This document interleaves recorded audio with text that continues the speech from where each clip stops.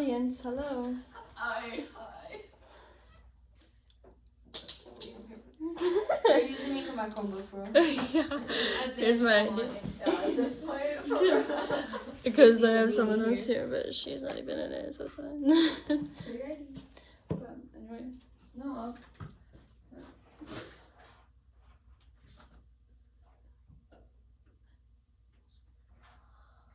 You're going to do that. Bless you. Bless you. Bless you. Bless you. Thank you. Sneeze attack. Right. Okay. Can it say? I guess I'll stand right. I'll stand on this side. We can turn one light on. This chair. You think we can turn one light It's on? okay. It's just a chair. Okay.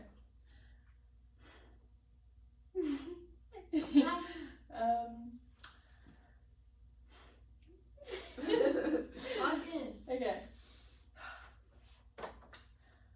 It's very hard to confront somebody who's did you wrong, hurt you, especially inappropriately. But one person reaching out inspired many people to reach out, and all it took was 2 words, and that's Me Too. My name is Nevaeh, and I'm going to discuss the Me Too movement and why it's so important to our society in general as a whole, globally, because of Hollywood, the impacts it had, and even some of the harm it might have caused. I heavily researched this, so I want to give you all the right information. But first, now that you know that, we're going to talk about the person who created the Me Too movement, and that's Tarana Burke. According to Alexander, an article suggests that she worked for many young nonprofits as a young activist, as a teenager, and even after she graduated Alabama State University, she worked with the same nonprofit, 21st Century it was called, where she worked with youth, a lot of the youth who were abused and sexually assaulted, which was not really beneficial to them, but she really worked hard for what she created. And one of her stories that she personally said she wrote about was how when she was working there, one of her kids came up to her to talk to her privately and was like opening up about all the abuse that she went through. She was sexually assaulted by her family, and Tarana was like, she was dismissive, and she overall felt guilty for not supporting her better than she could have. And that's why this movement became so prevalent, because the whole time she was thinking, that happened to me too, and I wasn't there for her. And so it was a very big deal.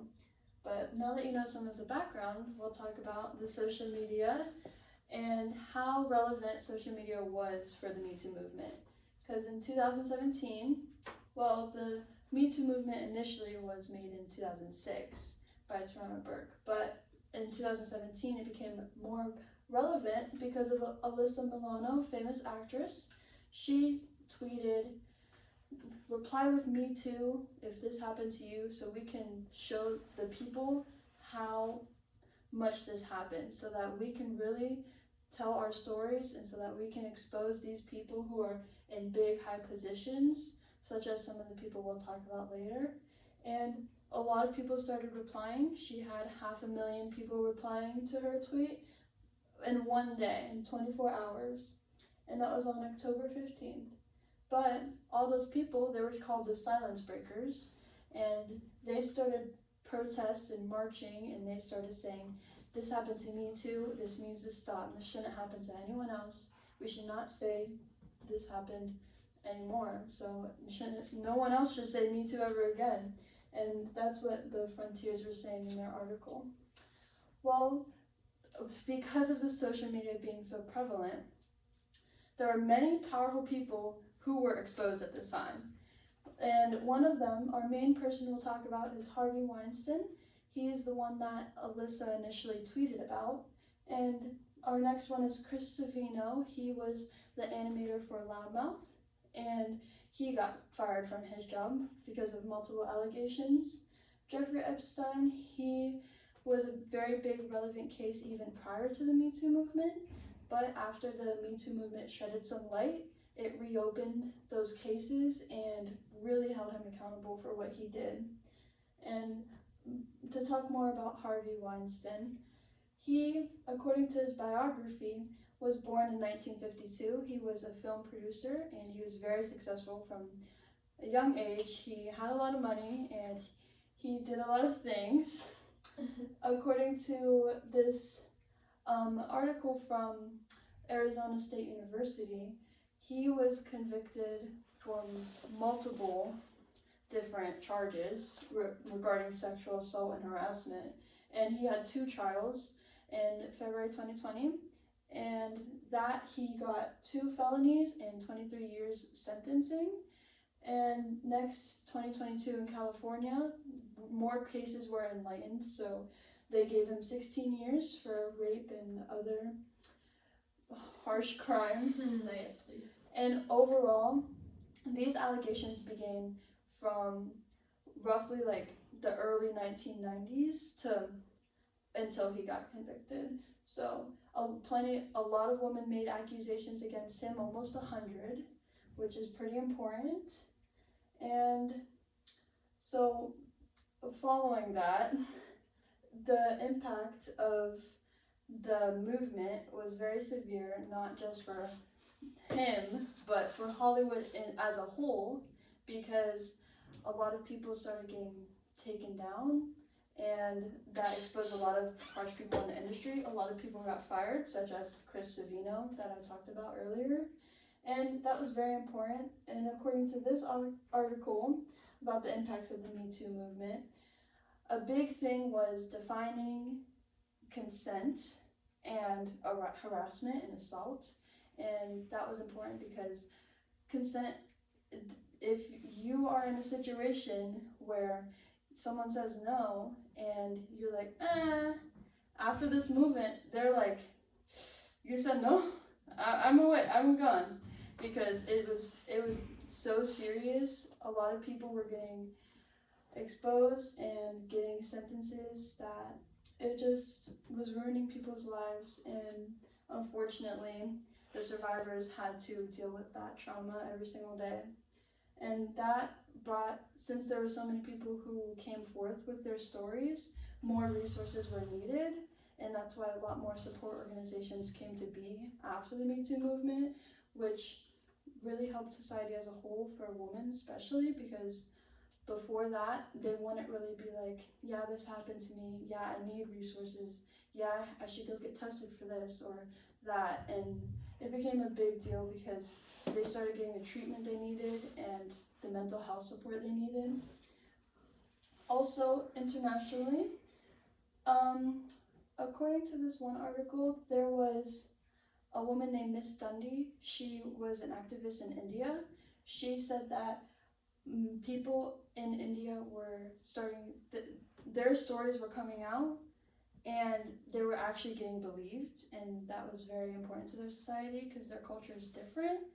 But they really started like listening to women and what they had to say, and that's how a lot of other countries started their Me Too movements. And then they created an organization which is Me Too International, and that's very relevant today because it's still a thing that happens and they want to keep it going in every country, anywhere in the world, because it can happen anywhere, any day. So finally, for workplace harassment, this became really important, especially for Hollywood, because so many big people were being exposed, bosses and producers and even people in the government. They were all getting exposed, and the workers were finally like, I feel right and I feel comfortable enough to finally open up about the harm that my boss gave to me, because they'd often be blackmailed, or they'd be like, you'll lose your job, or if you want to do this, you have to do that. And it was just like, overall, the workplace sexual harassment and assault went down and decreased because of the seriousness of our topic. So that was one of the heavy impacts on this. But if we follow the impacts, we can also talk about some of the unethical ideals to the Me Too movement, because especially for workplaces, they felt a lot of pressure to hire people for the diversity, including women and gender and whatever. And they were like, they're trying to be more inclusive because of all the outlash on if you weren't. So they wouldn't really hire people with good skill level, and that would cause a lot of businesses to fail. But they also had problems with false accusations, especially for people who are very popular in Hollywood. You have to really look at a lot of the evidence to see what is the truth and what's not, because a lot of people have personal vendettas against high power people, and sometimes it's false and sometimes it's true, and it's a big deal because even though the movement caused so much light, it might have been too much advocacy to the point some of it's not true. But that doesn't undermine how important it is to the women who have experienced all of that.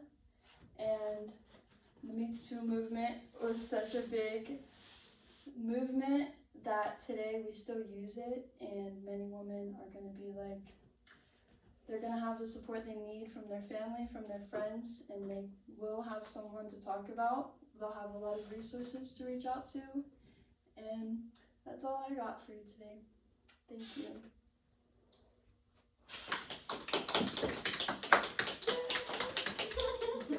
You just left the video. Yeah. I can't reach it now. You ate. Make sure you show what I do again, just for caution. Okay. It's me.